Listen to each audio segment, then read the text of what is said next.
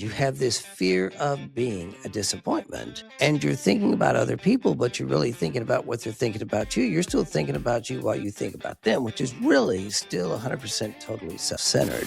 I had actually tried desperately to stop the behavior. I'd got on 2 really long fasts, thinking that maybe if I did a Gandhi in front of God, he'd set me free. The funniest thing, he said, well, if God's saying it, why does it need to make sense to you? What God wanted, all I was going to get was mercy. I wasn't going to get what I deserved. Probably was trying to make her happy rather than loving her. That wasn't going to work. What's the difference between those two? It's huge difference. But I don't know that it's taking long. It's a hard journey. I always say the one who strayed, all they get is blessed. What is wrong with me? You're trying to take responsibility. You're not blaming your wife. That makes you a good candidate to reconcile with. If, on the other hand, you said, look, you're just blowing this out of proportion.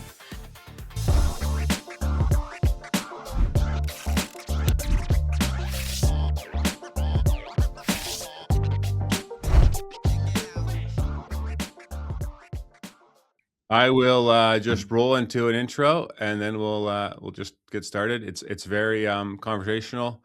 Feel free to throw things back at me, and it's like us going for lunch, and it happens to be recorded. So, sounds good. Okay, welcome back to another episode of the Furious to Curious Show. Today, I'm sitting down with Rick Reynolds, the founder of Affair Recovery, an organization that helps restore those in crisis to extraordinary lives of meaning and purpose. It's a heavy topic: affairs, betrayal, forgiveness, healing, but it's also a real one. And a lot of people carry this quietly, especially in the church, and don't know where to turn or what healing even looks like. And so Rick has not only helped thousands of couples walk through this, he's lived it himself. And so my hope today is to bring clarity, honesty, and real hope, not with the churchy fluff and pretending to be easy, but just a real chat. So Rick, thank you so much for being here. Well, it's my honor, and I really appreciate you helping to get the word out to hurting couples, because there's a lot of people and they don't know where to go. That's right. Yeah.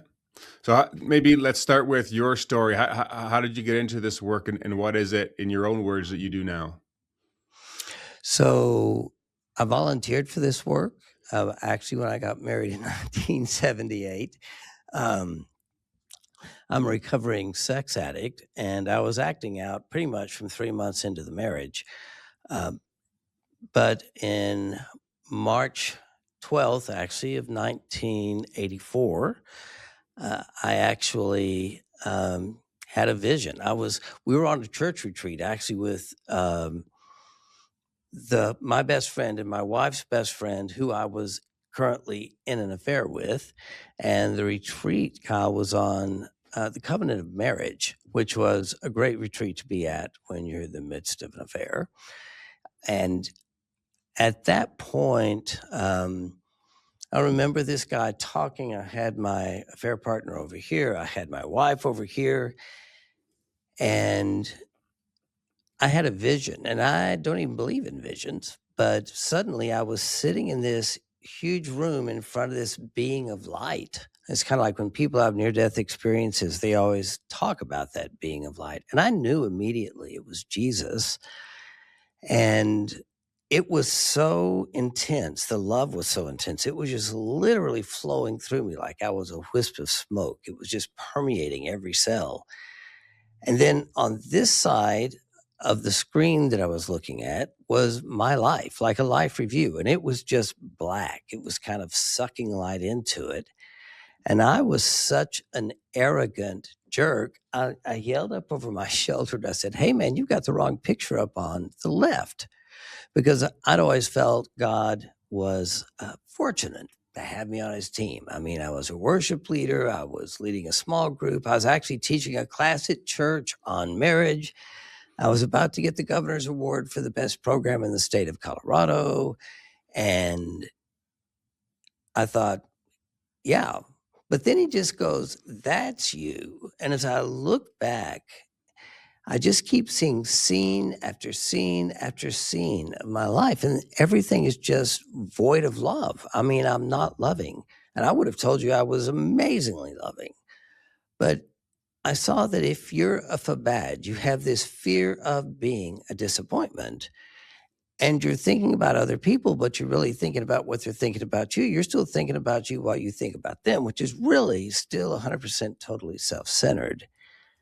And at first, I was just horrified. I couldn't believe that I was such a self-centered, And you know, this was all the stuff you're realizing in this vision. And where were in this you? vision. Where were you? Where were you? Like in a hall somewhere, or outside, or where? I was still in the seat, as best I know, I was still in the seat in that conference, Kyle, but I wasn't there. I was literally in this um, big room with Jesus. Brilliant. And at first, I'm just kind of horrified. And then I thought, why is he showing this to me?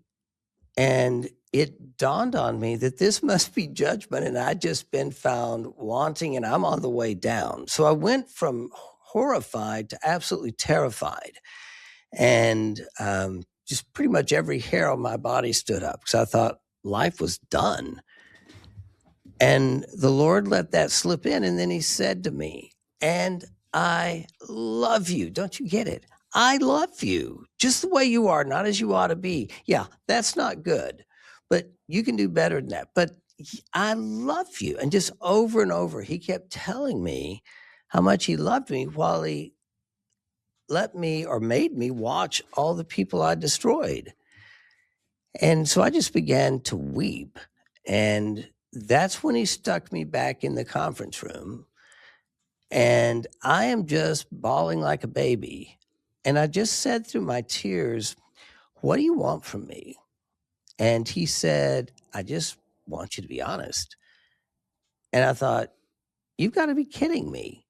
So I went to the guy, the speaker at this event. He'd been a mentor of mine years before, and he had brought a group in from Nashville. And I told him the story of the affair. And his first question to me was, "Well, what's God telling you?"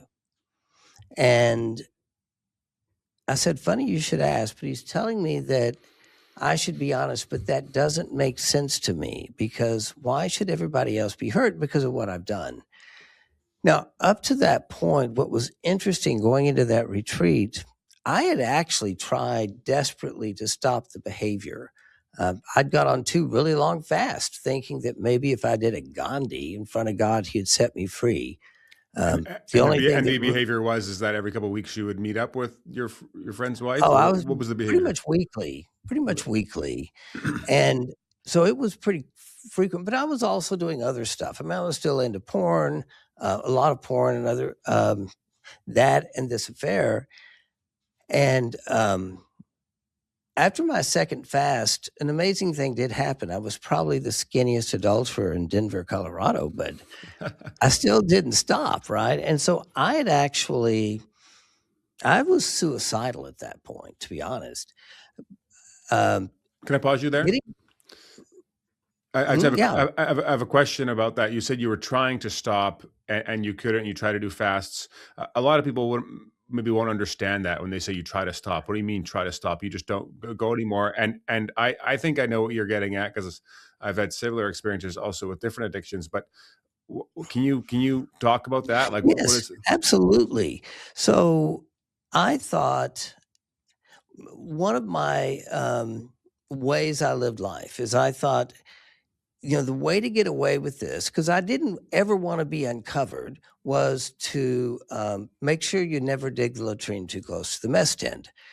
But once this got going, I knew that I couldn't sustain that. So I remember walking into my office. This must have been probably toward the middle of February 1984. And I just said, well, I actually heard the Lord speak to me because I was already in the affair. And he said, I just heard him say, "You can't stop." And I said, "Oh, yeah, watch this." And I really deceived myself as an addict. I had thought for years, I believed I could stop this behavior whenever I wanted. And so that's when I started doing the fast because I thought I need to stop this sexual acting out. Because to me, there were 2 things that really weren't optional: getting caught or getting divorced. So it's like I knew I had to stop it. And that's why I suddenly, started coming up with plans, fasting, praying, reading my Bible more. I just thought, if I work hard enough, I can stop the behavior. That's when I discovered I was an addict. And 1984, Kyle, is the year that Patrick Carnes wrote the book Out of the Shadows. So sexual addiction wasn't even coined until that year. And so that's what I was trying to stop. Like an alcoholic trying to stop drinking, I was just trying to cut it out. But what happened is she would call or I would call. And the second, I might go a day or two, but the second that contact happened, it was like I fell all the way back into it. And then I'd try to stop again. And one of the things we were doing, I was trying to get her to agree with me that we needed to stop. The thing I've learned since is that affairs don't end bilaterally. It's not two people agreeing to leave an affair. Affairs end unilaterally, where one person decides they're done, regardless of what the other person wants. And as long as I kept trying to, I think, not hurt her, not hurt Steph, as long as I was trying to manage it, there was no way I was going to stop because I would fall back into it. And that's when I got suicidal because I thought the only way out of this thing is to kill myself. I was that crazy at that moment. And, honestly, if you take away the options of being honest and you kind of limit what the alternatives are. And suicide was my best alternative. So when I told this guy about the affair and he said, "What's God telling you?" And I said, to be honest, and he said, but that doesn't make sense. He said the funniest thing. He said, "Well, if God's saying it, why does it need to make sense to you?" And I kind of thought, that makes sense. And then I thought, he said, "Would you like some advice?" And I'm just kind of shattered here. And I said, "Sure." And he said, "What's the consequence of sin?" And I said, "Well, that's death." He said, "Right. So anything they do short of killing you is really going to be mercy. You're not going to really get what you deserve." And I thought, ouch. But it's true. Doing what God wanted, all I was going to get was mercy. I wasn't going to get what I deserved. And that really helped. I thought, there's only one thing that's important now. And it's, being like this with the Lord. I had to begin to obey God, not try to maintain my image and not hurt people or disappoint people. The only thing that mattered was getting right with God. I didn't tell Stephanie that night because we were sharing a room with the other couple and I didn't want to actually play 20 questions. Yeah. I knew I couldn't tell my affair partner because if I told her, I wouldn't do it. What was that like being at a marriage conference with another couple that you were having an affair with? That seems crazy in its own right. It was totally insane.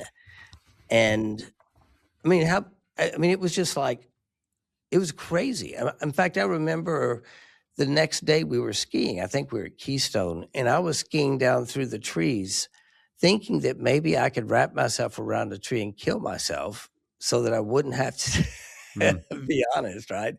I'm just sorry Wide World of Sports didn't have a camera catching me because I couldn't even hit a tree. It's like the Holy Spirit was making me world class. And so when we left, I said, when we hit the pavement, as we come out of the driveway, I'm going to tell her. And I just said, "I've got something to tell you." And I started off, "I'm in an affair, blah, blah, blah." And I just kept hearing the Holy Spirit go, "Be honest, be honest, be honest." And I was really trying to tell the story, but I was actually trying to tell the story from the beginning of, I was molested at age 4.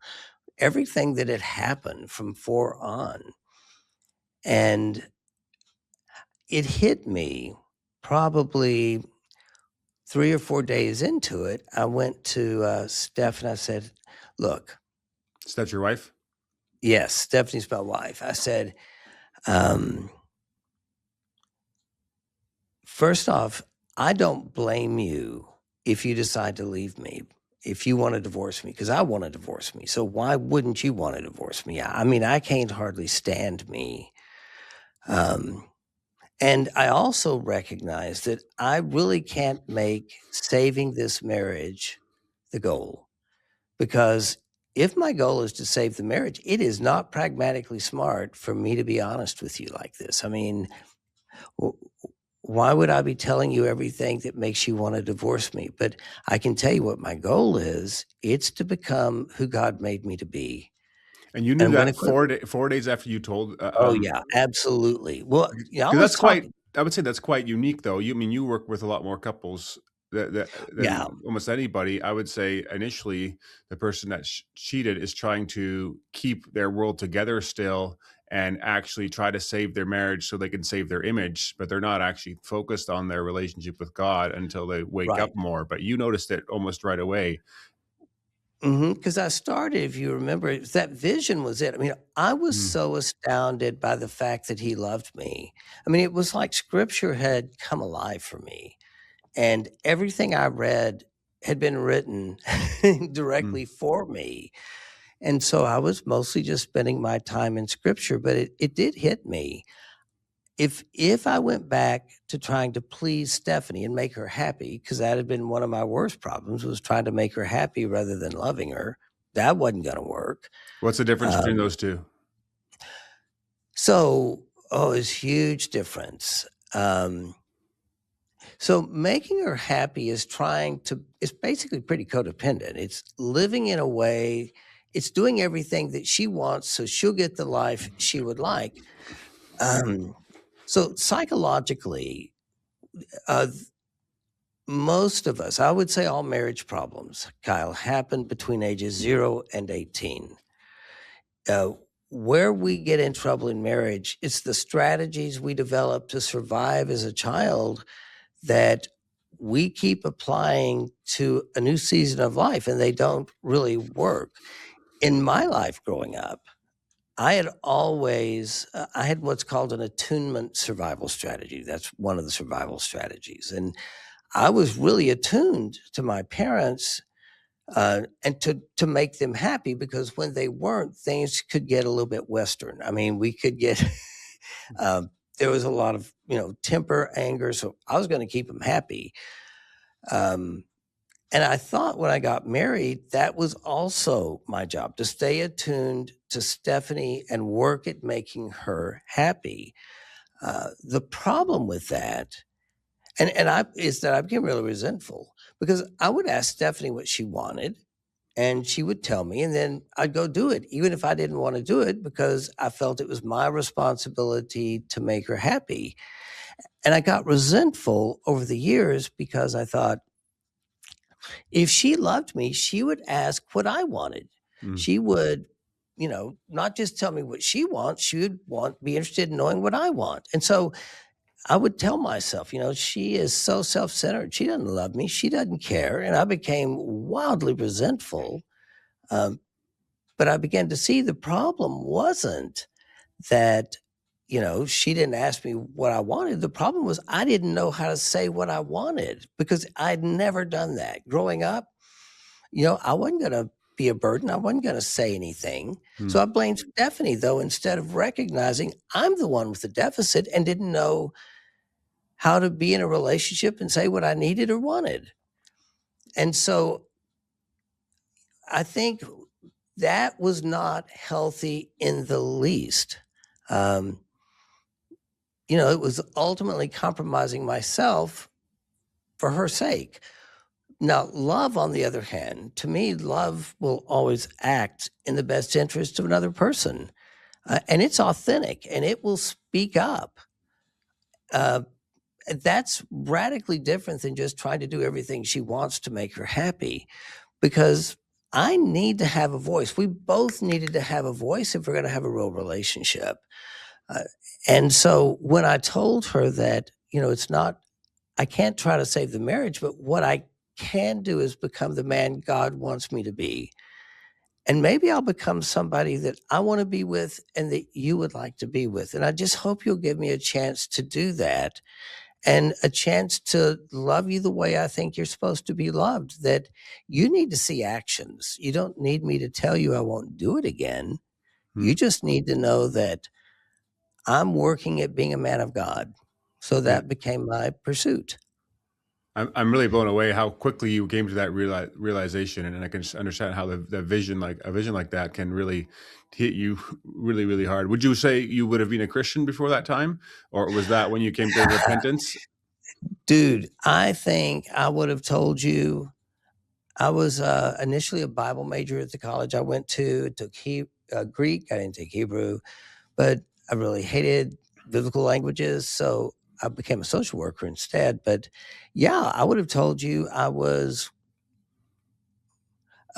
definitely a Christian. But if you'd looked at it, I was probably a Pharisee. I was more like making disciples twice fit for hell. It wasn't about grace or mercy. To me, it was about performance. Hmm. I kind of believed if I was saved, if saved, barely saved, it was, I sure as heck needed to repent and ask God to forgive me for all my sins if I was dying so that I could get the slate clean Hmm. Yeah. before, you know. But the problem is I didn't understand God's grace and I didn't understand his mercy until that vision. Hmm. And that blew me away. And to me, when you can get the Lord, um, when it just became about my relationship with him, I mean, I talked to him all the time. It was great. I was probably more at peace than I've ever been in my entire life. Hmm. And that's what saved our marriage. I think Stephanie could see me really working at never being that other person again, that I wanted to be somebody who I'd been made to be. And that I had a boldness, I had a voice. I became truly loving instead of being Hmm. resentful. I appreciated her. Hmm. And How did she there's respond to when you first told her, and in the months following? Like, what happened? Did you guys separate? How did you no, get? she was skeptical. Um, as I was a marriage and family therapist at the time, I just about finished my training in Denver at the Colorado Institute for Marriage and Family Therapy. So I knew people in the field, and I tried to find a therapist for us, and all they said was, I don't know what to do. Went to some pastors. They said they didn't know how to help, but they would pray for us. Um, and I remember 2 days after I told her, she went to the bookstore to try to find a book on infidelity. And I think the worst thing for her is she had to ask. She couldn't find anything. And there was only one book in the bookstore in 84. It was called Myth of the Greener Grass. And she brought that book home, but she was so ashamed. And this is really true for people who've been betrayed. She was so ashamed. And I said, why are you ashamed? I'm the one that's been screwing up, not you. And I guarantee it probably took me years before I recognized that for somebody who's been betrayed, um, there's an ascribed shame they have for just being with you. I Yeah. didn't get that. I think that, well, in North America, Western Europe, New Zealand, Australia, our cultures are based on individualism and postmodernism. But almost every other culture is honor shame based. This is something I didn't understand. And the reason, like a Japanese child will work hard at doing well in school, isn't for recognition. It's because they don't want to dishonor their family. So there's a different motivation. And we don't think in terms in our Western culture of honor shame. But what I began to see is when somebody's been dishonored, it feels dishonorable to stay with them. Hmm. In fact, in many cultures, if somebody in the family dishonors you, they kill them. It's called honor violence. Yeah. The only way, if a Japanese soldier in World War II, right, dishonored Japan, the way they restored the honor of Japan was to kill themselves. And so betrayed spouses feel this incredible shame because they've been dishonored, and they feel dishonorable staying with the person who dishonored them. And it's almost like Steph and I had spent all this time building this reputation that we were both proud of. It's like our social credit score, right? The good Mm. opinion that we hold in the eyes of others. And now suddenly I had totally tanked our credit report, you know? And so when she's in that bookstore, she feels everybody sees that she's with somebody who cheated on her and that she's a fool. And well, that book was interesting, though. There was a chapter in it called The Anatomy of an Affair. And I was super excited when I read it. And I showed Steph, I said, look, read this story. I'm not the only one. There's somebody else just like me. Because she thought I was a freak, right? We didn't know anybody who had gone through this. And She 4 was weeks she in, angry? Like when you told her in the oh, car at home, yeah. like what was her initial responses, and how did she like? She was in shock. I mean, total shock. And she didn't know what she wanted to do. We had we had an 18-month-old at the time. And she had lost all of her friends. It was highly public. We were suddenly kind of uh, out of that church. Nobody ever followed up. Um, the first person she called actually was my mom, because she and mom were close and she didn't know who else to talk to. Um, Why would she have lost her friends? Is that the same thing as well, that people don't know? yeah, it was that. And so the couple, the lady I was having the affair with, they stayed at the church. They stayed in the small group. Um, that group stayed together. It's like we were kind of jettisoned, Mm. and it was bizarre. Nobody ever, even one person called, actually, an elder called just to check on us. But other than that, it's like we were invisible people.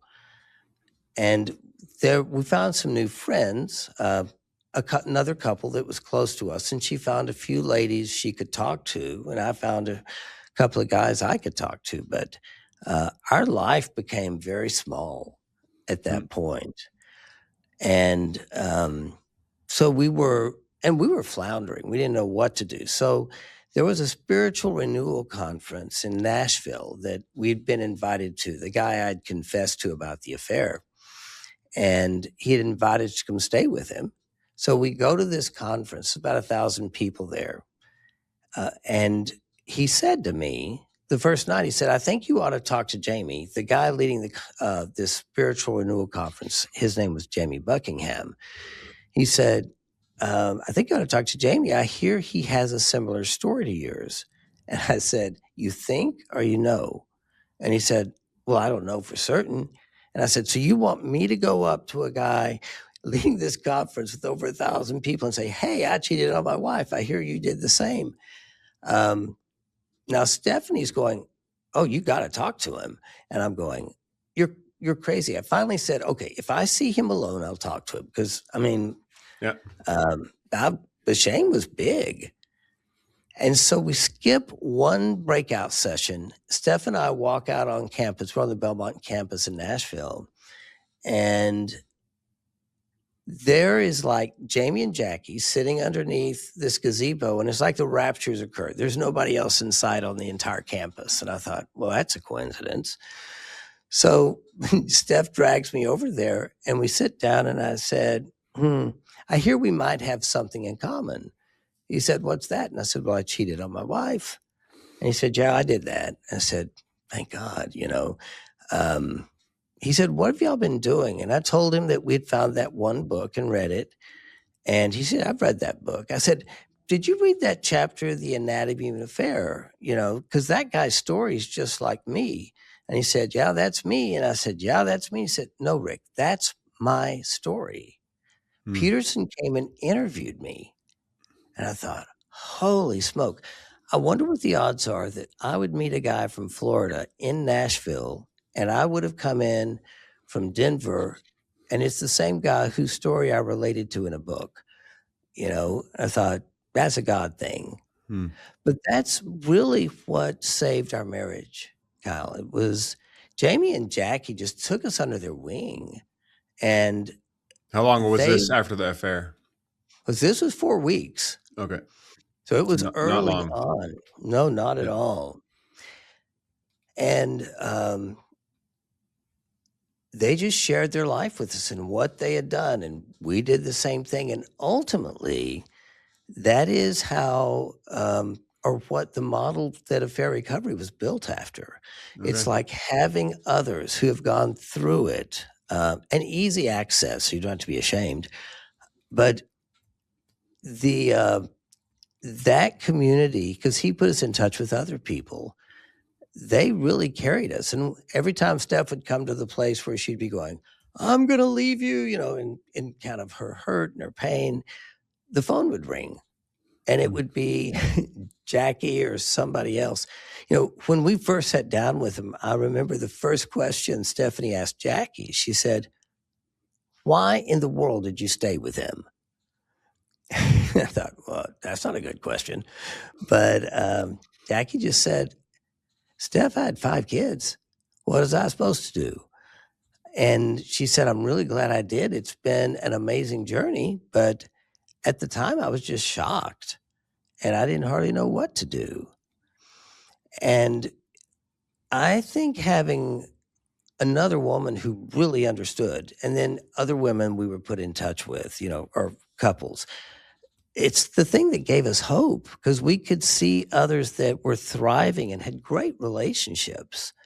And this wasn't the thing that had defined them. It was the thing that had refined them and caused them to grow and become something more. And that's one of the things I believe is that this is something God can use as a catalyst for transformation. And it's a thing, probably your best chance in the world to grow and to become conformed to the image of Christ. You will learn a Yeah. lot. So it's not, I mean, I don't wish it for It's a really quick anybody. way to get rid of the facade and really deal with what you're actually needing to deal with. Yeah, it gets it out in the open very, very quickly. And it also lets you see what's important. Yeah. Yeah, it strips away all the facade, like you said. And so that first year was interesting because of them. We began to grow. Fortunately, um, Did you stay on as a therapist, by the way, at that time? You kept working as a therapist? yeah, I Oh, did well. for a while. I wanted to get out. I didn't want to be a therapist, so I started praying that God would open a door um, to let me do something else. So one of the first things I did, I knew I had to start living for God. So I was one of these guys that had always tried to make my dad happy.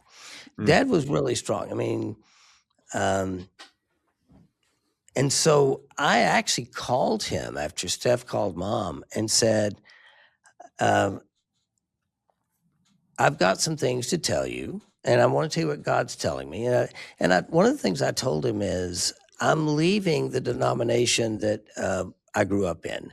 Now, part of that's because God told me very clearly to get out of there and find something different. Partially because I had this crazy theology where I thought I was saved by right theology, by believing the right thing. That's part of how I was going to be saved.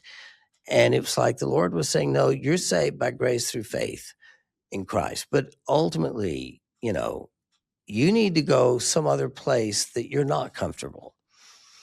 And so when I told him we were leaving that church, my dad's first response was, well, he actually said some pretty funny things like, well, you can be so spiritually minded, you will not be any earthly good. I went, oh, that's interesting. And then he told me, you can't live your life on the edge of a dime. You can't be that radical spiritually. And I said, I better be, because I told the Lord, if I ever fell back into this, I wanted him to take my life. So, and I know if I don't stay radical and don't stay with the Lord, I'll fall back into it and I don't want to die. But anyway, so Dad was pretty upset because our family had been a part of that denomination for generations. And nobody had ever left that denomination. So I was basically disinherited and cut off, which was, I mean, it was okay. Cut off from your family, like no more Oh contact? yeah. Oh, wow, Yeah, okay. I just they well, Steph stayed in contact with my mom, but dad wasn't speaking to me anymore. I figured I was Huh. going to be disinherited, but that didn't matter. All I wanted was to be with the Lord. All I wanted to know was to know Christ and the power of his resurrection, as it says in Philippians 2:3. That must have been Excuse me. painful, though. Like your Oh, dad it do was. It was sad. But at the same time, I felt like I was finally living my life. I wasn't living the life he wanted me to Yeah, live.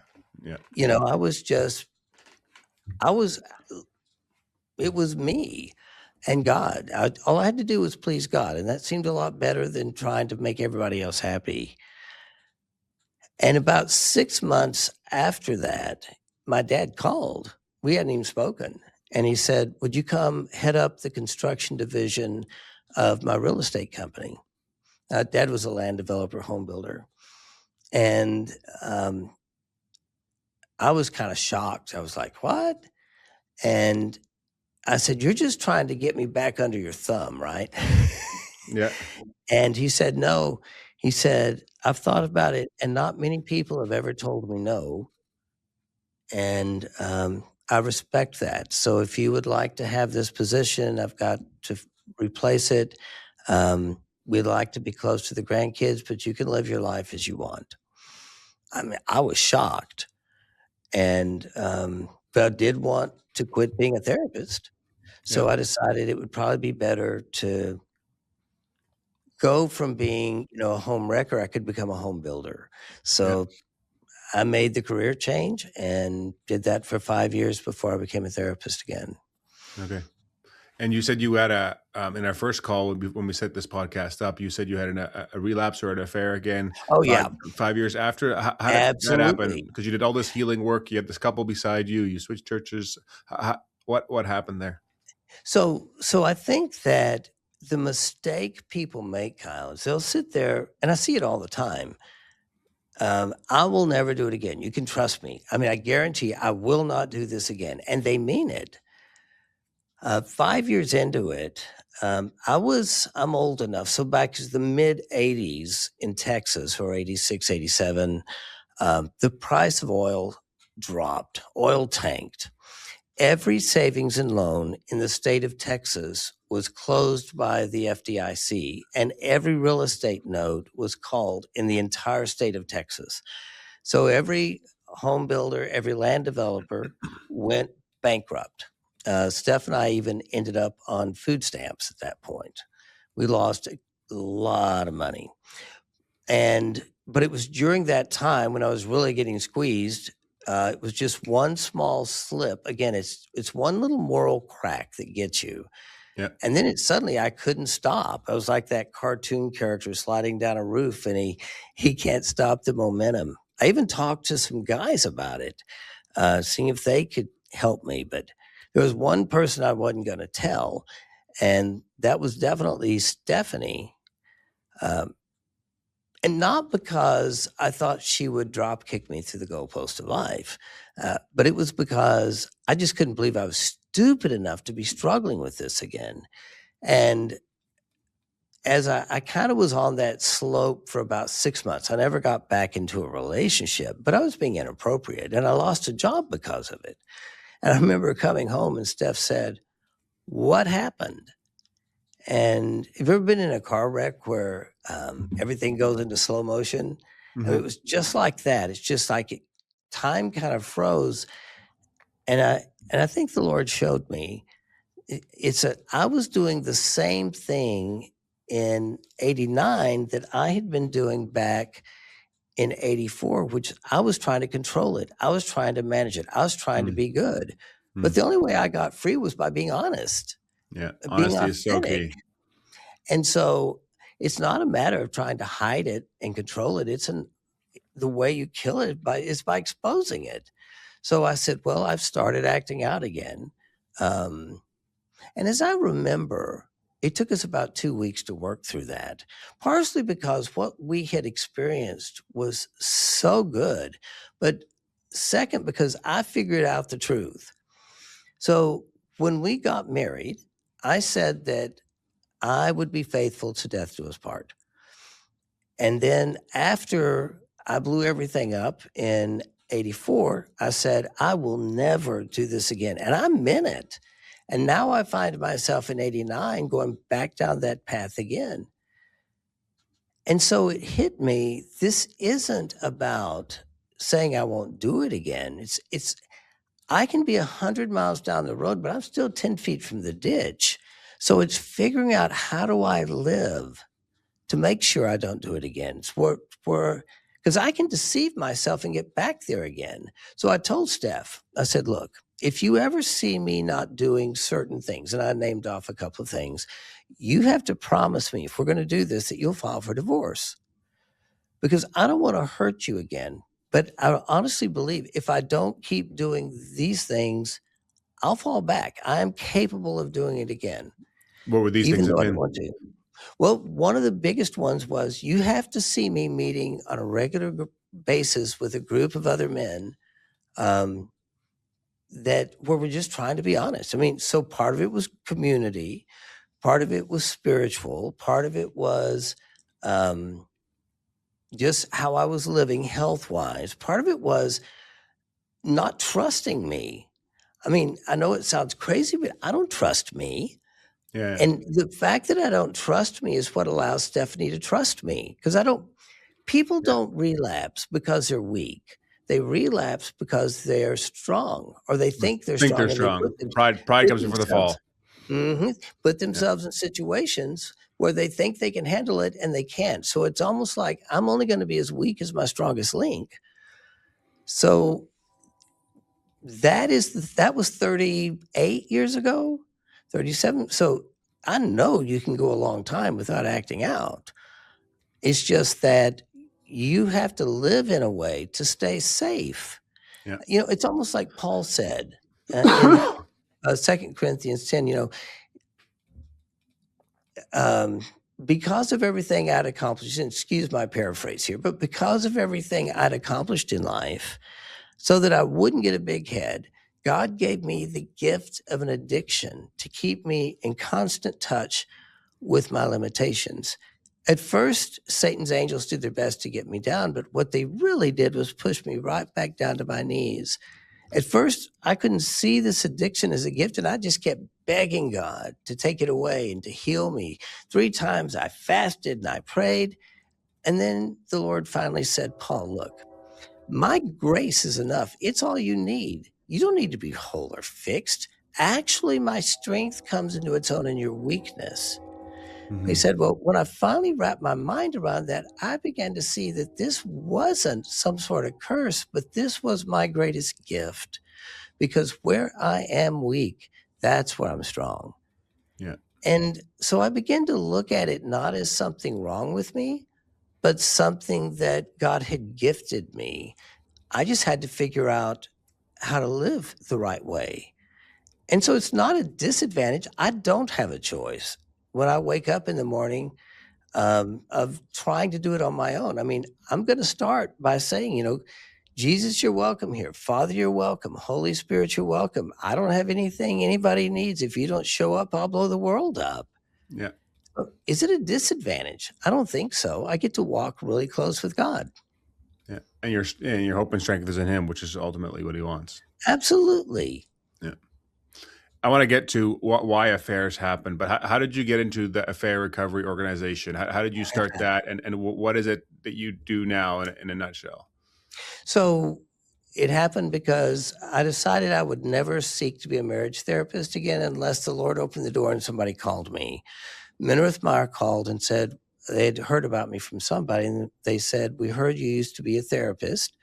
And I did an interview, and right before I left, I thought, boy, I better tell them the whole story, or they're going to find out. So I told them, and they said, well, that's great. You can have all the sex addicts and all the affairs.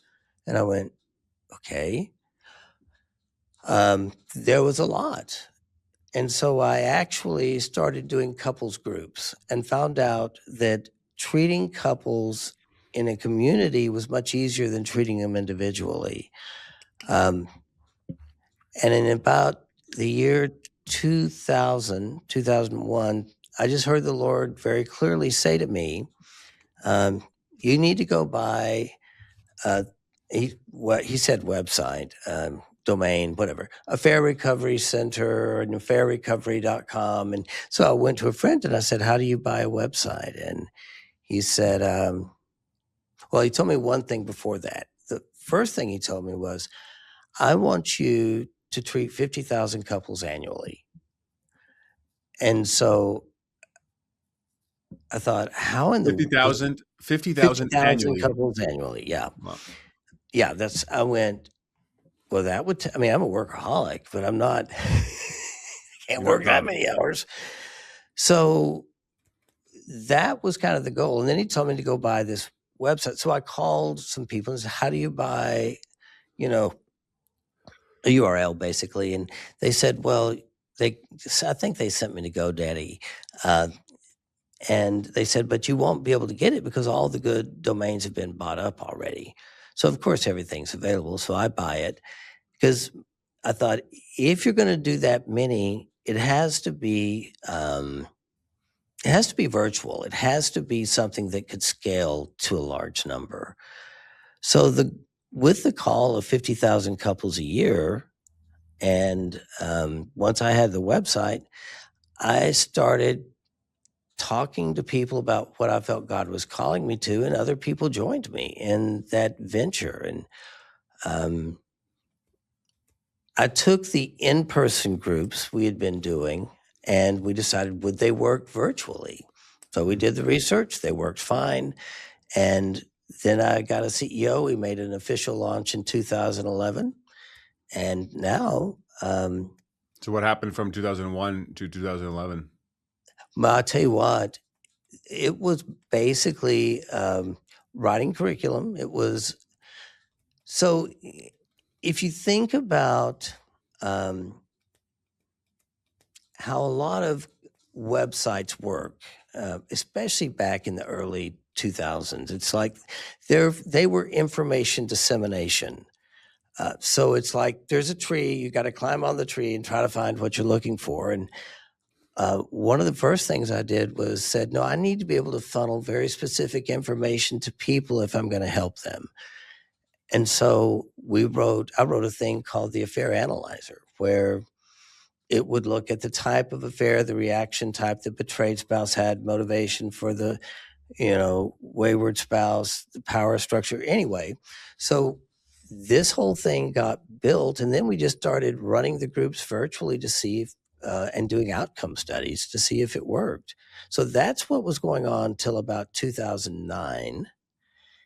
And that's when I got a CEO, because I had taken it about as far as I could take it. But to do a large business that way, I needed a lot of business skills. And so an MBA, Andrew Crump, my CEO, kind of heard, and he took on the vision. He said, I'll do this. I said, but there's no money.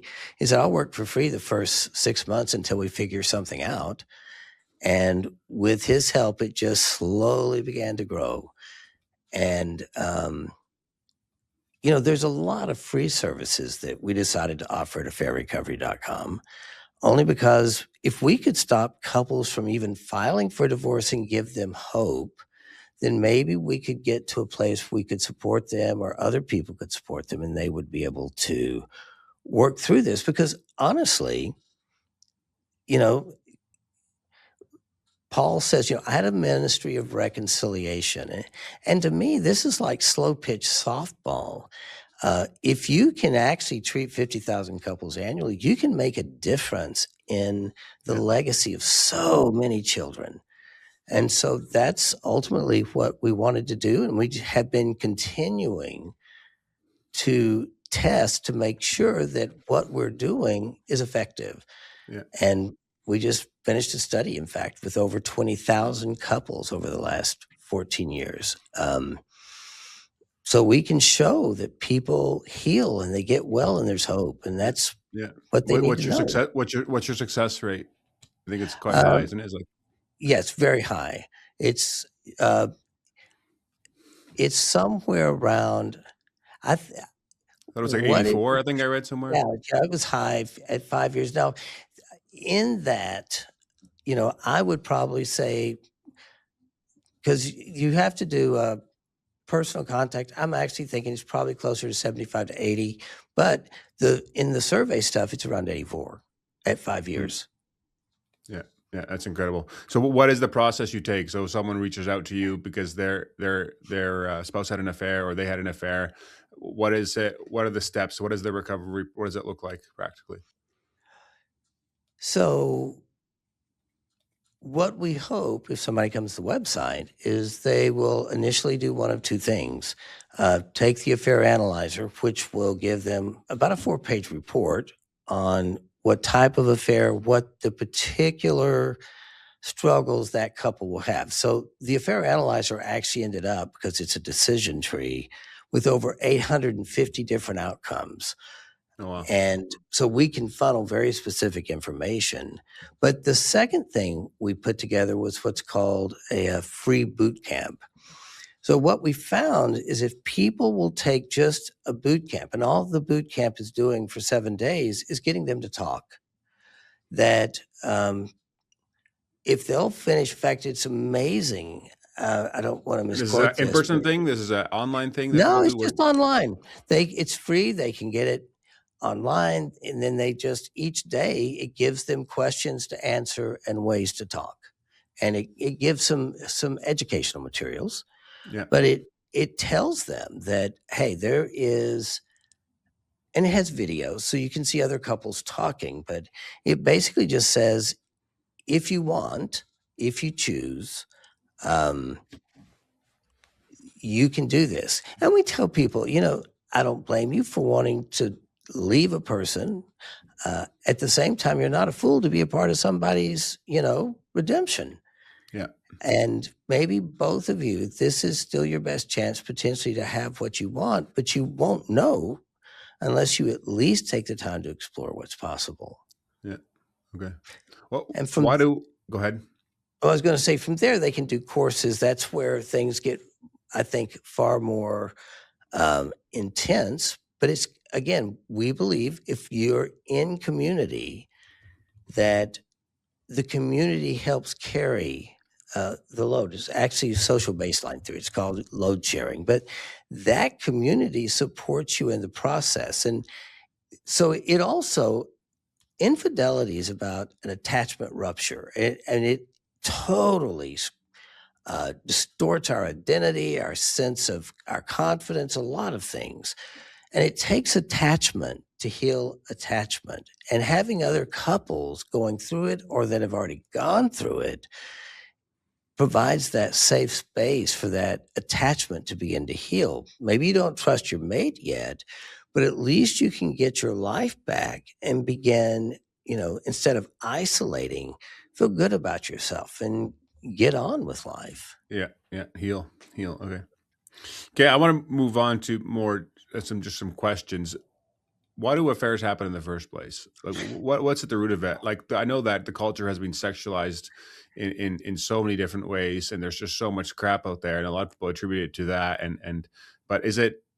I think it's more than that. What would you say to that? So, so I would say there are probably multiple reasons. The one thing we do say is that bad marriages don't cause affairs. Bad marriages may take a third of the responsibility. I'm not saying everybody's marriage is perfect, Yeah, but two people can be in a bad marriage, and only one has an affair. So it isn't just the marriage. Um, I would say with affairs, some affairs are created. They're the precipitating piece is an existential crisis, the loss of a parent, the loss of a job, the loss. And they're kind of going, is that it? Really? I've done all of this. This is all I get. And in that existential crisis, they give themselves permission to go do an affair, have an affair. I would say that some affairs um, are Definitely developmental trauma. They're the crisis that comes from what happened in childhood. That would be me. And there are lots of affairs because we actually have mistaken beliefs about marriage. And so as long as your marriage is giving you everything you want, it's pragmatically smart to stay in the marriage, right? It's everything you want. But marriage has always come to a place where I think they're hard. And so in that hard place, again, if you don't know how to emotionally regulate because of developmental trauma, then a lot of times you'll find other things such as alcohol, drugs, an affair. So then there's also addicts. Some people, that's also in some ways a developmental trauma issue. I would say that not all traumatized children are addicts, but every addict is a traumatized child. Yeah. And so again, those wounds, those people can be vulnerable. I also believe that culture, spirits of the air, so to speak, if you are around other people that kind of glorify, deify, whatever infidelity, they're doing it, then people become susceptible and they will go along with it. Bad company, what corrupts good morals, so to speak. Yeah. I think media, as you said, is another reason. It's almost like it kind of paints this picture that is possible. I think I sometimes on the web, social media has a piece, but also there's the dating websites. And out of curiosity, I always say when somebody says, you hear this voice in your head, and I don't think this is the voice of God, but Yeah. it goes, I wonder if, I Mm. wonder if what. And when you pursue that, the answer is always yes, and something happens. I think there is evil in the world. There are so many different reasons, I think. Sometimes, it's almost like somebody just gives in to temptation and, it's opportunity driven.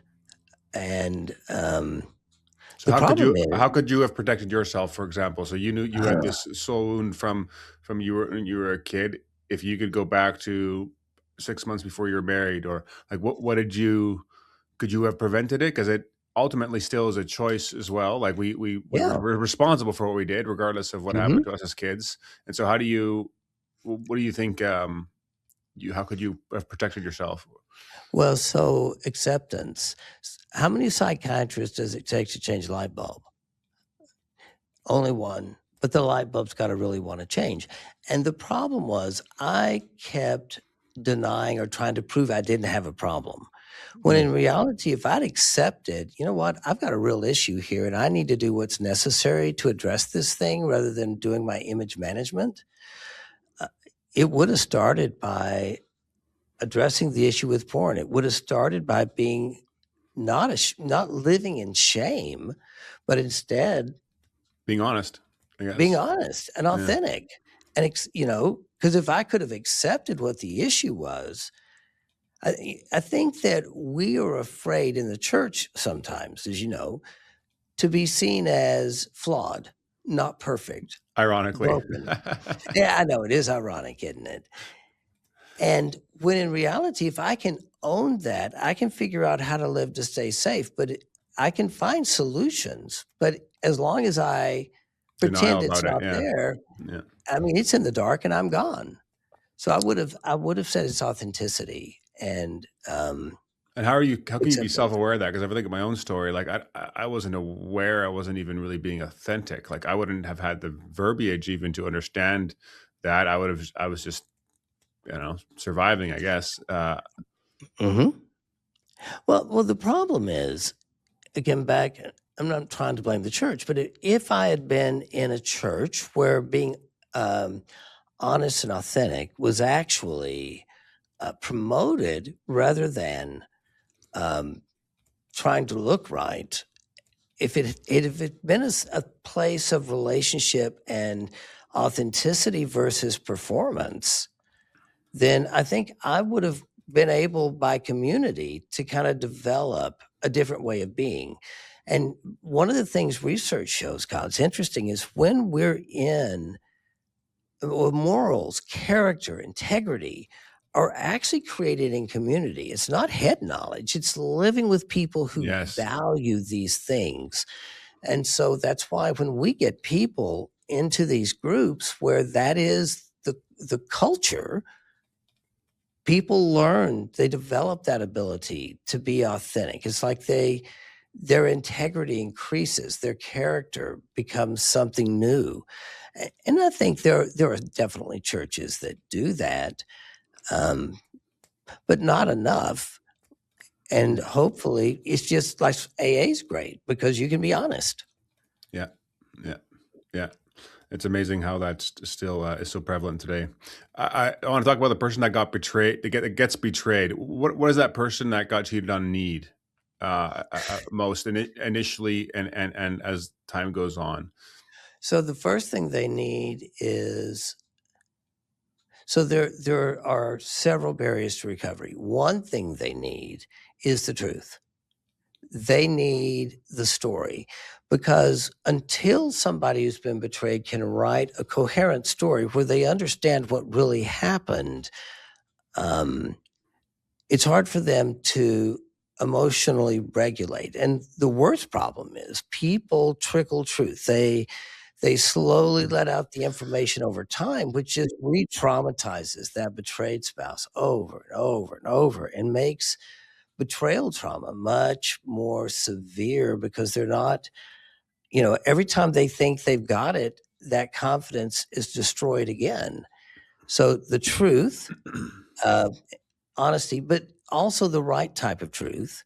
Uh, One of the things that traumatizes someone is if they get too much information. You answer all their questions. I mean, I always say, never give it, well, you need to answer their questions, but I tell the betrayed spouse, you do not want any sort of information that allows you to create a video or paint a picture in your head, Yeah. because those are the things that become intrusive thoughts or traumatic memories, because you'll make up what it looked like, and now that haunts you all the time. The other thing they need is support. They need other uh, betrayed women to Mm. be with them who are going through this and are healing and who can grieve with them. They need to be understood. They don't need to isolate. Um, Many of them need to be able to grieve. I mean, but I think just letting them and giving them space and time. So the journey, you said you've dealt with this. For most people, I say the best case scenario is 18 to 24 months. And most people who strayed, I mean, they're kind of wanting them to be over it at about 2 to 3 months. It's kind of like, hello, we've already dealt with this. Why do you keep asking the same question over and over Yeah. again? Yeah. So they just need a lot of patience and realistic expectations and the right type of help. Yeah. You mentioned honesty is one of the big things. One of the things I did was polygraphs, Mhm.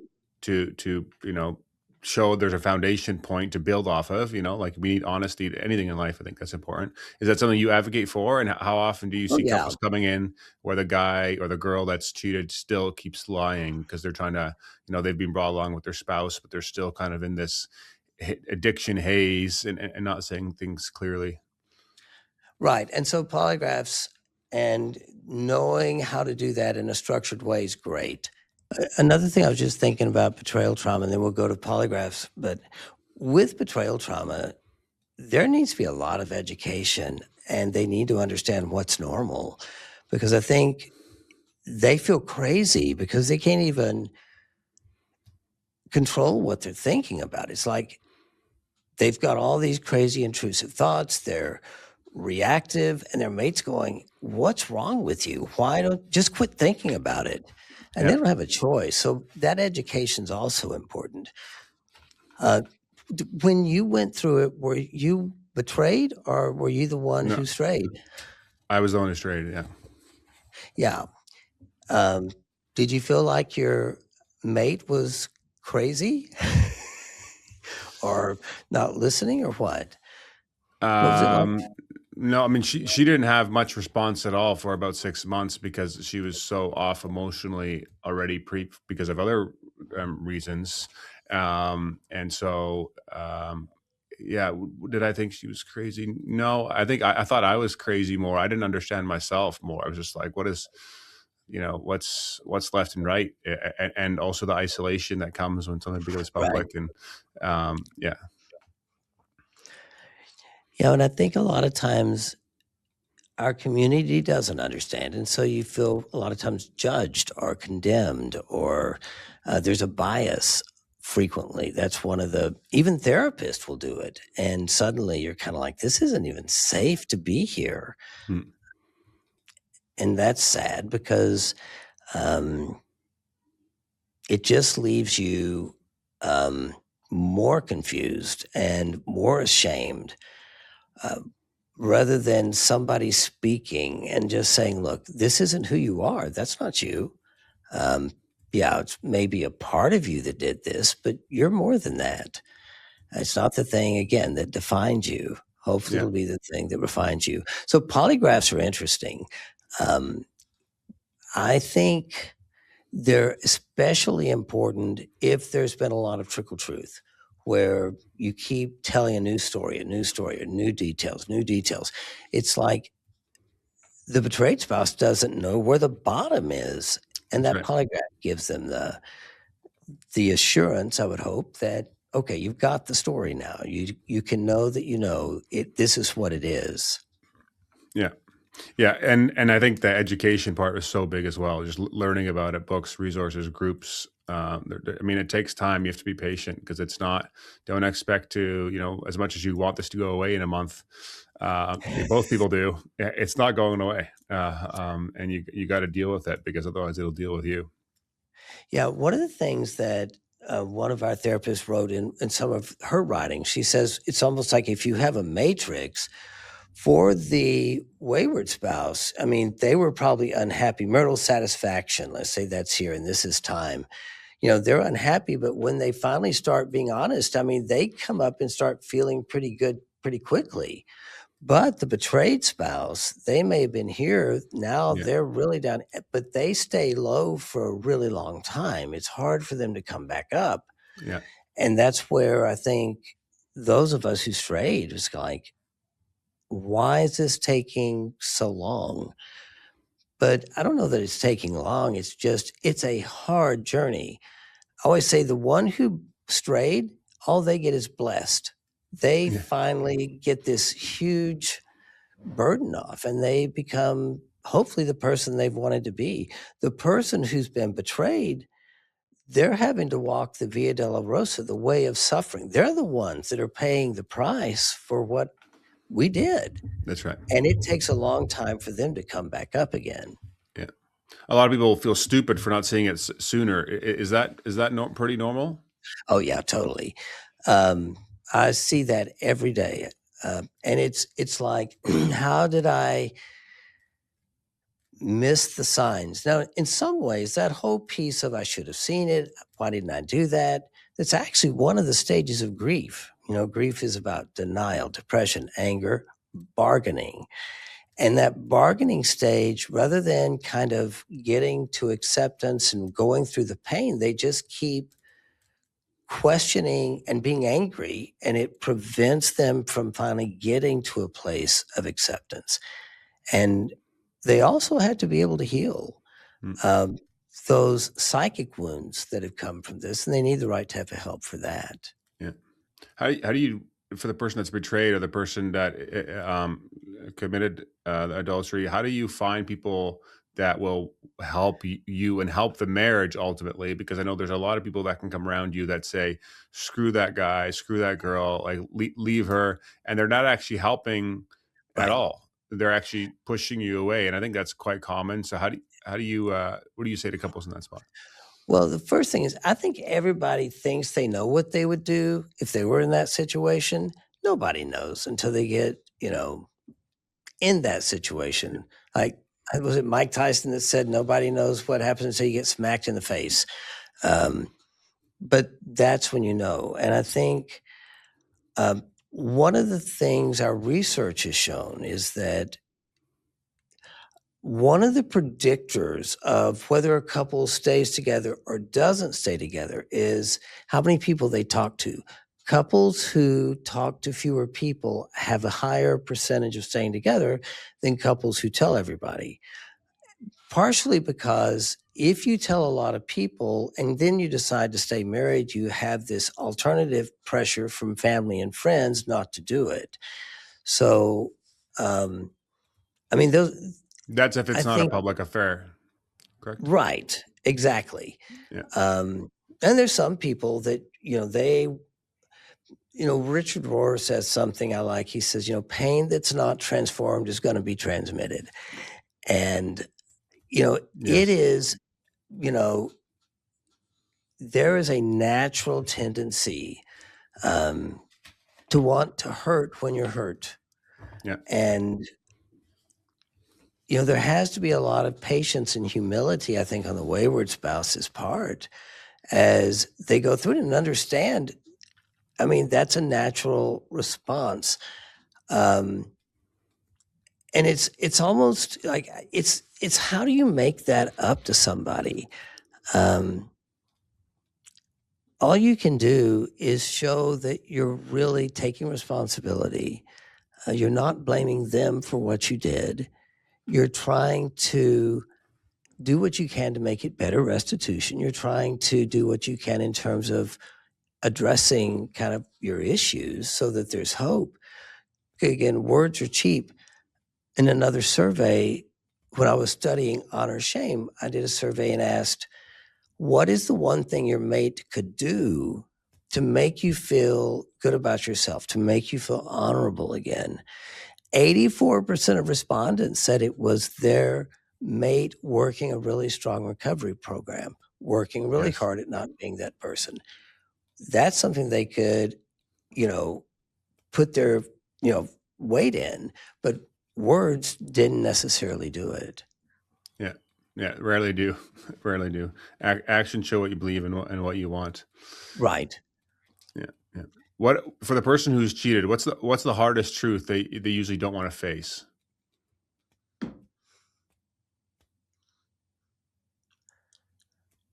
The hardest truth is I've got a problem. And what am I going to? It's so weird how our shame, the best way to get rid of shame is to blaspheme it. Blasphemy is like taking the name of God and using it as if it's unimportant. Or if money's your God, how would you blaspheme the God of Mammon? Well, the Joker in the Batman movie where he burns the big pile of money. The one thing I know is money wasn't important to him. That's like blaspheming money. The way you blaspheme shame, which is your image, it's like exposing it and being authentic. But we would rather almost hide and act out than face the pain of exposing who we truly are and what we've really done. It's really hard to accept that and to Especially when your expose it. value is based on your actions and what you're doing versus intrinsically who you are, and Oh, you don't believe absolutely. that God. Yeah. Yeah. Yeah. Yeah. It, Yeah. What I what was does gonna the ask, person that go ahead? Go ahead. I was gonna say, what was the hardest thing for you? Who probably being alone. How alone I was, and I just didn't know where to go and who to talk to, and I didn't feel safe with anybody, and so I was that was by far the hardest thing. How terribly lonely it was, and I think for Nicole as well, because my wife, because she also didn't know who to go to. So you're more isolated than ever, Right. and yeah, that was definitely the hardest part. Yeah. It's one of the interesting things. I agree. And so one of the things we do at a Fair Recovery is we don't even use video. All of the group calls are just audio only Okay, interesting. because you don't feel judged. If you're not being exposed that way, ultimately it feels safer just to be a voice than it is for people to know your actual identity. So anonymity is huge. Now, eventually, you get to know these people really well, but we have found that's the only way to get beyond that. Isolate. Well, there's probably other ways, but to have a place where you can go and know you won't be shamed, and to Yeah. know that you won't be, you just be accepted. You're like everyone else. That's huge. Yeah, that is really, really big.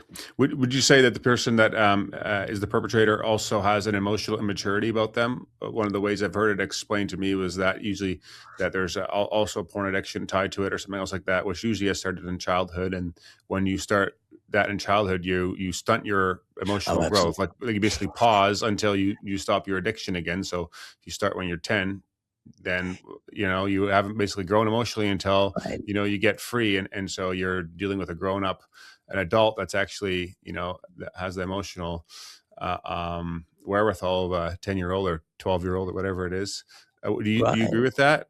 Yeah, I'm still immature. I think I've got the gift of immaturity. But no, I think totally. What's really weird is what I believed sexuality was about, what I believed marriage was about. All of that was just so immature. I didn't understand. uh, I didn't understand, for instance, what it was to be one, lovemaking. I thought it was just about Mm, orgasms. I mean, I thought I'd figured it out at age 12. Um, and it wasn't until after we went through this, and I remember the first time Steph and I came back together, and I was just kind of blown away. I just went, "What was that?" Because I had never really been, I think, totally connected to someone. I was always just concerned about what the experience was rather than being one with somebody. yeah. And it was like, that's the first time I realized that she was with me because she loved me. She want not Mm, because um it wasn't about me. It was about love. yeah. And that changed. And it's almost like I was so immature. I look back and go, how did I not understand that? But I Mm. didn't. Yeah, yeah, I didn't either. It was actually, so it's been 4 years for me now, and I actually only have understood it in the last 6 months, and it was very much tied to my childhood and believing I had no value and Right. for what happened there, and so because that was undealt with, I didn't believe someone else could see value in me either or love me, and until I had dealt with that, and that was actually through EMDR and different things like Mhm. that, that I actually started to click for me, like, because I understood the concepts in my head. I read about it and stuff like that, but I didn't like. It's a whole other thing to experience it at a safety of what sex actually is. And so, is cheating usually about sex, or is it something deeper? I think I know the answer to this, but I think cheating is actually about something pretty doggone shallow. Um, it's almost like one of the ways Shirley Glass described it. It's a phase one relationship, which is about feelings. It has nothing to do with true connection. It's like Stephanie to me was this makeup mirror. She showed all my flaws. My affair partner was this vanity mirror. She made me look really good. And mm, so there's a part of me in my immaturity, what I liked was the fact of how this made me feel. Um, However, there was nothing real. That was a fantasy. It was an illusion. What was real is what I had with Stephanie here, but that was painful. So intimacy in marriage, uh, 2/3 of the time, practically, it creates short-term instability. In other words, when I share authentically with Stephanie, we're different, right? And yet, when she still loves me anyway, in spite of the difference, now I'm being loved okay as is, good enough just the way I am. when I'm pretending to be what she wants, she's not really loving.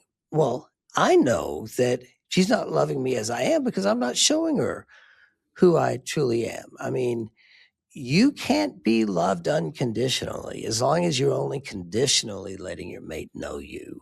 Yeah. But when you let them really know you and they still choose to love you, that's awesome. Yes, that is. That's right. Yeah, I love that.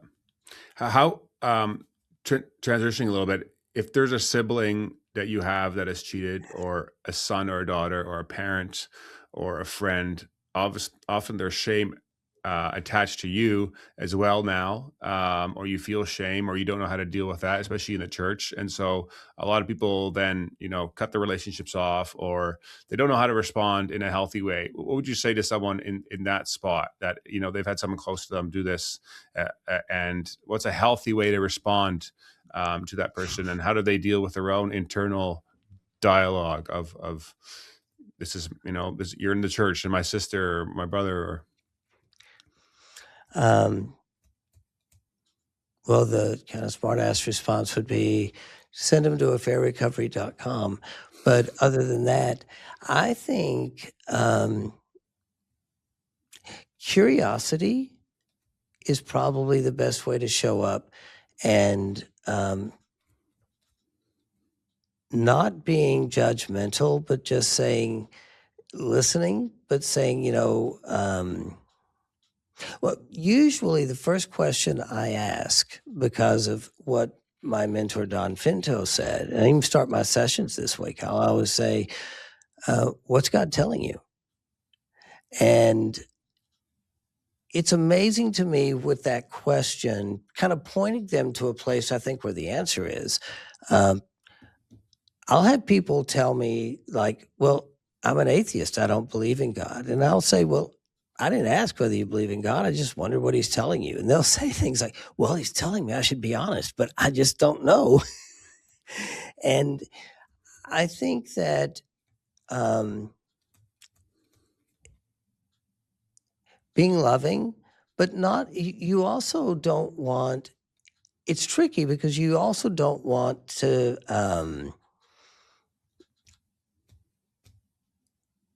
take sides. Let's say, because I see this happen with family. So let's say somebody, my brother somehow has an affair. And so I sit there and I start working with them. But I'm not encouraging them to do anything back here in the marriage. What's going to happen then is now the spouse over here is going to be upset with me because of this. All you can do probably is say, look, get help. Don't know that I'm the right person to necessarily help you, but you need to address this, and you need to be able to address what's happening here with your family. For if it's parents, because I've had one of my daughter's sons cheated on, husbands cheated on her. And you know what? I was right there trying to give him support and trying to love him and trying to offer resources and doing what I could to let him know that he was still important. I didn't see him as some sort of, blot on the boil on the butt of humanity. I saw him as somebody that was really valuable and I cared about, but also wanted to call him to something higher than what he was doing and trying to say, look, there's ways to be authentic. In the church, I think way too often, people don't know how to respond, and so they withdraw. When in reality, the last thing you need to do is withdraw. Again, you need to let them know you care and try to see if there's a way to give support. Families can create huge problems when they decide that this person that cheated on their spouse, on their kid, their daughter or son, isn't going to be allowed at holidays or something. Now you've really created an issue. Yeah. So what does this person do? And so I think families need to figure out how to support both of them. If there's repentance, if there's a desire to try to make things work, it's that try to get rid of your biases and just be concerned about them and let them go through the process and support them in it. Yeah. Yeah, my wife often would tell me she wished that some of the people that were close to us responded in a way of ostracizing me, or like completely cutting me off. And she's like, well, if they loved me, they would love our marriage, and so that means they would not try to do that, but try to actually help you, because they're actually hurting me now by how they're treating you and making the situation worse. And I always thought that was insightful, because I didn't realize it from her perspective. I didn't necessarily, often didn't know what was going on in her own mind, but when she articulated that to me, that was very helpful. Right. And I think if you can control the people who know, we always tell people, find 2 to 3 people you can talk to that you both give the good housekeeping seal of approval to. Because the ladies that Steph was talking to, I knew they would still support the marriage. They may be furious with me, but they were still going to support the marriage. And the people I was talking to were the ones that I knew would still accept her. And so we needed safe people. We both needed other people to talk to besides each other. But it also, we had to find people that were safe for us to talk to. Yeah. Yeah. What does forgiveness look like? And how does that happen, of the person that's being cheated on? How do they forgive? How do you teach that? So I think you need to divide forgiveness into different pieces. Um, there's one form of forgiveness that is vertical or internal. It's between you and God. It's internal.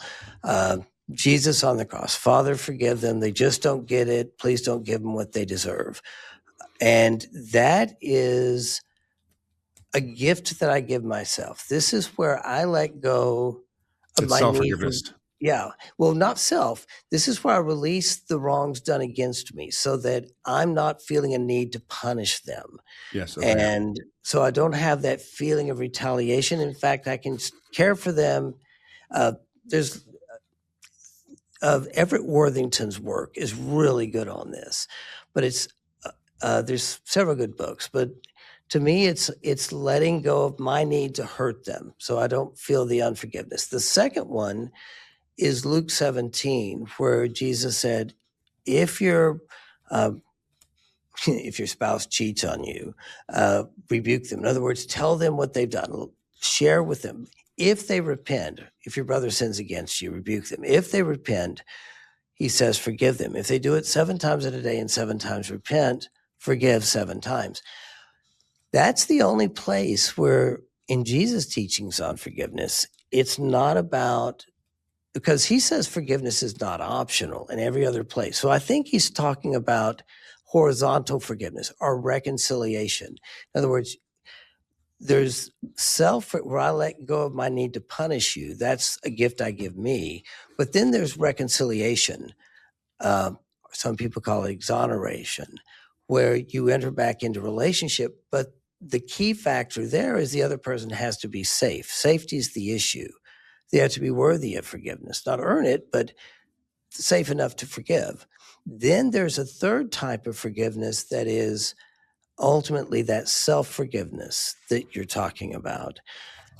And the people that struggle the most with self-forgiveness are pretty much the betrayed spouse, only because there was some point in their life where they made this inner vow that they would never be with somebody who cheated on them. And now that they're working on the relationship, they feel like they're compromising themselves because of this inner vow they made that they wouldn't do this. And I think people don't realize that I swore I made this inner vow that I'd never be angry like my dad. Guess what? You were That angry was like kind your of a dad. dumb thing for me to say. I was angry like my dad. So um, God didn't care that I said I wasn't going to do that. So I had to accept that, okay, I've got a problem. Once I could accept it, I could do something about it. With inner vows like, I'm never going to be with someone who cheats on me, you have to start by breaking that inner vow. You have to be able to say, you know what? I said once upon a time I wouldn't be with somebody who did this, but I was young and I didn't understand things. And there's lots of reasons to be with, in this marriage right now. Yeah. And so you break the vow. You have to also figure out what's the lie I'm believing that keeps me from forgiving myself? Am I saying what I've done is just unforgivable, or this is just unforgivable? Um, if you say that, I always tell people, look, I know plenty of people who've been able to forgive it. So it's not that it's unforgivable. It's that you're choosing not to forgive. And that's okay. But at least have the integrity to admit what the real issue is, which is you choose not to. Yeah. And so I always look at it because, you know this. Part of the problem is if you're the one who cheated and you've blown up the world like I did. Um, I also have to figure out how to accept God's forgiveness and um, put it under the blood of Jesus and understand it's not me. There's a verse in Revelation 12 that was huge for me, where it says, talking about the accuser of the brethren, they just said, they overcame him. They overcame that voice of shame, or that, accusatory voice, by the blood of the Lamb and by the word of their testimony. They didn't love their life so much as to shrink from death. And I think what they were doing is every time they would hear that voice say, you failed, or you cheated, or you lied, they would go, well, yeah. But you want to know what's incredible? The blood of Jesus covers even that. And I still get credit for everything I never did. They made it God's story, not about their failure, but about the miracle God had worked in their life. And when it's God's story, there's no shame. When it's my story, it looks pretty grim. And that's kind of how I began to look at it. You said the person, not about self-forgiveness, but forgiving the other person, they have to be safe enough to forgive. Yes. What do you mean? What do you mean by that? Because you can forgive someone that never chooses to go get healthy and a divorce happens and they're off on their own, but you can still choose to, that's a gift you give to yourself when you forgive someone, right? Right. So for reconciliation, so I can forgive someone and divorce them. And I've got people I've forgiven, but they're not safe. And I'm not in relationship with them. Yeah. Not because I haven't forgiven them or I'm angry at them. I want good for them, but I'm not about to be in a relationship because they're not safe. They haven't repented. They haven't taken responsibility. So someone, to me, for reconciliation, it does require, like your wife, she had to be willing to let you make amends and give you opportunity to show that you're going to not be that other person. Steph always says, I like my second husband, just not that fond of the first one, which was also me, but she does like the second one, right? However, if someone's going to be worthy of forgiveness, they are going to, ultimately, they're going to stop the behavior. Worthy of forgiveness or worthy of reconciliation? Because I think worthy of reconciliation. No, nobody's worthy of forgiveness. That's forgiveness. Right. Forgiveness, I do just, because I care about. Yeah. No, it's not even about their repentance. It's just I do that because I don't want to live in bitterness the rest of my life. I want to live well. I don't want them to control me or be a victim. People who don't forgive are forever a victim. They're resentful and they're a victim. Yeah. But for reconciliation, the person that's offended you has to stop the behavior. They have to take responsibility and not blame you. You want to see that they care, that they hurt you, that there's genuine remorse and regret. There needs to be restitution, a willingness to help. You want to see somebody that wants to help you heal, and there needs to be reform where you see them working at not being that other person. If you've got somebody doing that, then they're safe to reconcile with if you choose to do that. And I think, you're willing to take polygraphs. You're working at EMDR. You're working at changing. What is wrong with me? You're trying to take responsibility. You're not blaming your wife. That makes you a good candidate to reconcile with. If, on the other hand, you said, look, you're just blowing this out of proportion and there's nothing wrong with me, I just won't do it again, trust me, and you need to get over it, that person isn't necessarily safe. Yeah. Yeah, that So makes sense. Yeah. I mean, to me, it's pretty, people can reconcile, but again, you won't know except over time. That's right. Um, it's Yeah. going to take a year to 2 years before you know if the other person's going to stay the course. Yeah. Yeah. Yeah. So I think that on the forgiveness side, that's something that's going to happen always. With the reconciliation side, that it takes two to tango for that Mhm. to happen. Well Yeah. said. Yeah. Yeah. Um, I like in today's culture, you see that people are getting married and getting divorced 6 months later. It's marriage is not what it once was. It's not viewed as a very valuable thing at all. Why should men and women still pursue one partner for life? What's in your own beliefs? What's the value in it? Why is it sacred? Why should we continue to pursue protecting it? Because I feel like that's not, we're somehow as a culture infected by, or the church has been infected by the fact that this is not, really worth the time, Yeah. and it's So not that great of a thing. What would you say to that? I would say that we're created in the Imago Dei and in the image of God. And the bottom line is, and I think there's plenty of research to support this, but we are wired for monogamy. It's how we were made. One of the ways that we image God, so to speak, is in our oneness, in our union as husband and wife. I mean, the first marriage in Genesis chapter 2 is really clear. In fact, to me, that was an amazing. Well, some of the older catechisms talk about this. It would say that uh, there was this eternal exchange of life between the Father and the Son, and from that proceeded the Holy Spirit. One of the ways we image God is there's this exchange of love between a man and a woman, and from that proceeds life, children. So it is kind of how we were made, I believe. And it is something that literally, I think, grows us up. I mean, marriage is God's primary people growing machine. And the problem with not being married is you end up with a lot of self centered, immature people. Um, it's hard to be married and it's hard to raise kids. But I Yeah. still think we are trying a social experiment that's never been done before historically. And a lot of times when you try out new things, you find out they don't work that well because I think it ends up with people being more isolated.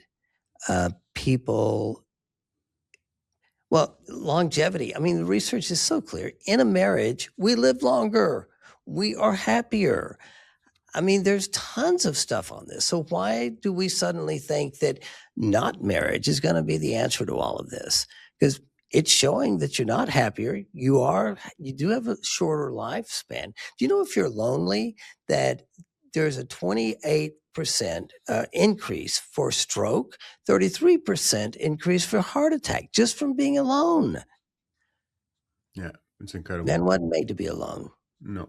No. Well, in what cases is divorce something you recommend? When is it okay? When is it okay to say I can't stay in this marriage anymore? Uh, how do you counsel couples or someone that's in that spot? And is it just when the other person doesn't show up, or is it like Well, I think um, so. Teshuva is the Hebrew word for repentance, and it has a couple of concepts. But one concept is they stop the behavior.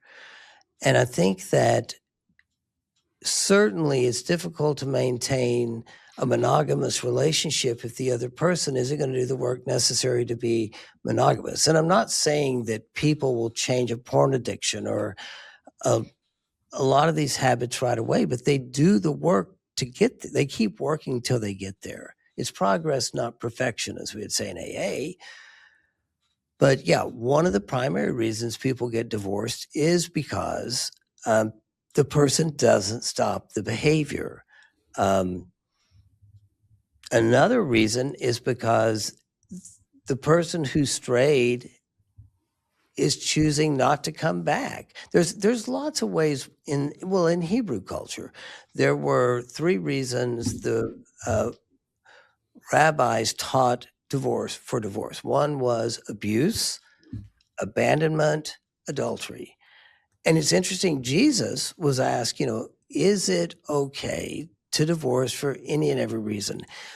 What Jesus was speaking to isn't every case for why someone would be divorced, but he is speaking to a problem in culture in those days, which is no-fault divorce, basically. And Jesus was saying, no, there has to be a specific reason. Adultery is one of those reasons. I think if someone's being abusive, that definitely you need to get divorced. I think if someone is abandonment is huge. And hopefully infidelity is that wake-up call that matures you and gets you to see that you need to get your act together. But sometimes there's a term that Seal and Siegel came out with in the 1990s called accusatory suffering. There are some people who, because they've been betrayed, don't want to get better. It's almost like if they got better, what was a major backstabbing might look like a minor paper cut. So they choose to continue to be the victim. They choose to continue to not heal, almost to punish the other person. They become a living memorial to what's happened. I think there are times that out of love, you get away from a person like that because your presence isn't going to help them heal.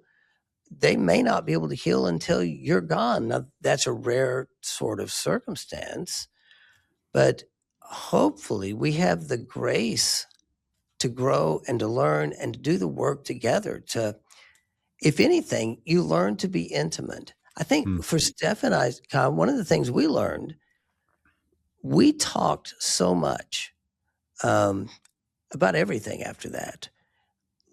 And we never talked even close to as much as we talked after that.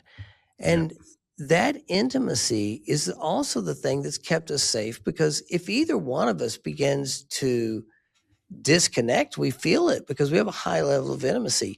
Prior to the affair, on a scale of 1 to 10, our intimacy was probably about a 2. So if somebody's disconnecting, we hardly noticed it. But it's once it got up here, we noticed it when there was a problem.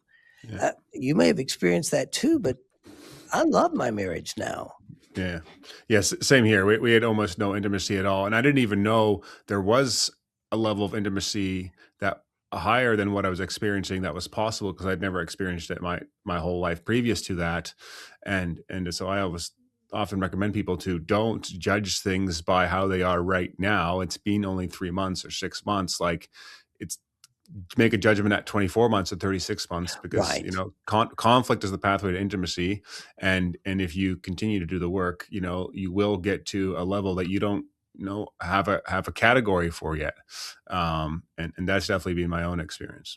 So one of the things I wonder if y'all experience is most couples will start doing better, and then they'll hit the 1-year mark and it gets really bad again, and they think we haven't made any progress. But when that 1-year anniversary comes up, it typically triggers a lot, activates a lot of the trauma that happened a year prior. Then it gets better again. It's not as bad at 2 years. At 5 years, people laugh. At 35 years, somebody asked Stephanie recently, they were telling her about somebody who'd been cheated on, and Steph's first response was, "Man, I can't imagine what that would feel like." And her friend's going, "Of course you can imagine what it would feel like." But it gets to the point to where it's not the thing you think about at all. Yeah. I think for us, it was, we separated 5 times over 3 years. And I think the biggest reason for that was, I expected of myself I'm not sure exactly what Nicole expected, but I expected perfection, not progress. I was Hmm. coming over deep addictions and stuff like that, and so if I had the smallest screw up, I was just like, I'm useless. I might as well leave. What's the point of all Right. this? And that definitely wasn't helpful. And we were figuring it out on our own. It wasn't. Eventually, we started getting more and more people into our lives and good counseling and coaching, and you know books and videos and everything, because we both wanted it to work, but yeah, at first you're pretty blind, or at least we were, and I think a lot of people are as well. Like, you just don't know what you don't know. Oh, I agree. Yeah, yeah. Um, yeah. So yeah, we talked about conflict being the pathway to intimacy. What would you? I want to switch to the church briefly. We talked about it a few times already, but how does the church respond to affairs in a healthy way and in a non-healthy way? I mean, you've heard a lot of stories over the years. Do you see some common threads in how churches respond in the negative and the positive? Um, so I think that first off, having churches that respond in a healthy way, I think have um, people who have been through this that can come and testify, can actually help. And I've seen a lot of churches, they'll have them go talk to couples who have already been through it, who can say, hey, this is what happened. Or, we work with a lot of churches that will refer back and then say, we'll tell them, we'll say, look, let us help stabilize the couple. You work on this, some of the spiritual aspect, but we can help deal with this and integrate you into this process so that you're doing things that are helpful. The part of the problem that churches get into is advice that is given because they don't understand. And I used to have a bad advice blog where I would give a free, if you could enter the worst advice you were given, and then they would get a free program. And I was always astounded. It was things like, well, honey, you do know if you probably lost 25 pounds, he wouldn't have cheated. So you need to start working on that Oh weight my. thing. Or if you'd been having more sex, or, you know, you're kind of dressed frumpy. You need to start. I mean, it was insane. Or they would just simply say, well, so what? Okay, so you need to look at what are you doing that caused them to do that? Or they would say, you know what? You just need to forgive them and not ever bring it up again.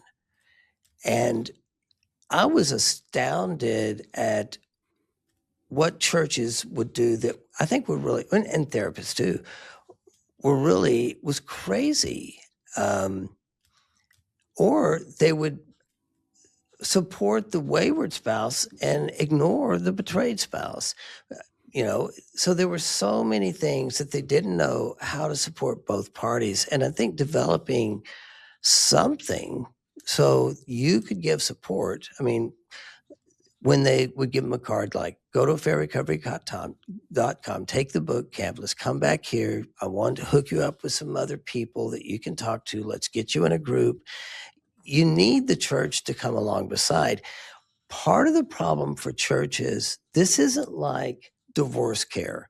It's not like marriage enrichment. Uh, Couples dealing with infidelity are on fire, and it is a crisis. And so it's the ability to know where to find the resources, because they will drain all your time. They need a lot of time. One of the beauties of, I think, the way we do it, once you're in that community, you've got people there to talk to 24/7. But as a therapist, when I see someone, I see them once a week. But that's like spitting on a forest fire or something. It ain't going to Yeah, be enough. So they need that community to help, kind of like a carbon rod in a nuclear reactor, to help them emotionally regulate. And if churches can give that type of support to them or get them to those resources and then still give them support, that's huge. But it needs to be non-biased. yeah, And that's hard. yeah. Yeah, definitely the couples that have helped us the most were non-biased, and it was always actually surprising to me because I grew up in a church culture where if you there's the worst sin of all time was cheating, or at least my perspective it was, and where there was like Oh yeah, in years and years. some you have to sit in the front of church even sometimes and do confession of guilt, and there's like this big shame thing, and so it's really focused on we help the victim, but we don't help anybody else. But Right. um, how I was actually helped, or we were helped, was we had couples. One couple that would show up at our house 3 times a week. Some evenings because things were going sideways again, and then they gave their house to us on the weekends. One of us could stay at their house over the weekends and have a break. There was just different things that they were doing and actually walking alongside of us, plus all the other things. But you're right, you're on fire. There's a lot going on. One of the things I think people don't understand, especially for the betrayed spouse, it takes 1/200th of a second for them to go from here to here. And so once they're activated, the reality is for the wayward spouse, there's not a lot you can do to bring them back, as they slowly heal from the trauma. I mean, it isn't just like they pop back. And typically, you probably, just like I could with Steph for a while, I could outregulate her. I could handle her Mm. dysregulation for a while, but there always came a point to where once I got dysregulated, um, the show was about to begin. And so, one of the things you've got to help couples understand is be aware what part of you is talking, what's happening when you're dysregulated. And for the wayward spouse, which is, this isn't true all the time, majority of the time, when they get to the point where they're about to flood, they need to say, hey, I need to take a time out because I'm not safe for us right now. I'm going to say or do something that I don't want to do, and I need to calm down so I can show up the way I need to show up for you. But they don't do that. And as you know, well, maybe not in your case, but most couples, they don't know how to create safety. Um, Yeah.